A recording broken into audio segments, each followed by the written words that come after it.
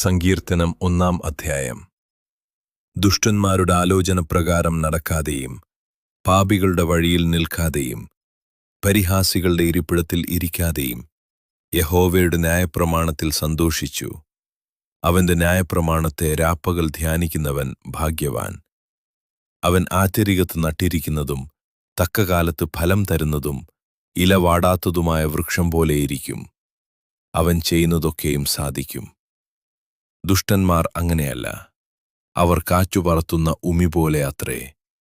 അതുകൊണ്ട് ദുഷ്ടന്മാർ ന്യായവിധിയിലും പാപികൾ നീതിമാന്മാരുടെ സഭയിലും നിൽക്കുകയില്ല. യഹോവ നീതിമാന്മാരുടെ വഴി അറിയുന്നു, ദുഷ്ടന്മാരുടെ വഴിയോ നാഴിയോ നാശകരമാകുന്നു. ഈ അധ്യായത്തിൽ നമ്മൾ വായിക്കുമ്പോൾ നമ്മുടെ മനസ്സിലേക്ക് വരുന്നത് മനുഷ്യജീവിതത്തിലെ 2 വ്യത്യസ്ത പാതകളെയും അവയുടെ ആത്യന്തികമായ ഫലങ്ങളെയുമാണ് ഈ സങ്കീർത്തനം വരച്ചുകാട്ടുന്നത്.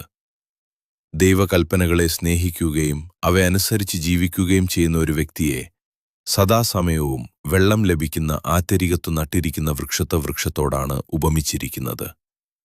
അങ്ങനെയുള്ളവർ ജീവിതത്തിലെ പ്രതിസന്ധികളിലും തളരാതെ നന്മകൾ പുറപ്പെടുവിക്കുന്നു.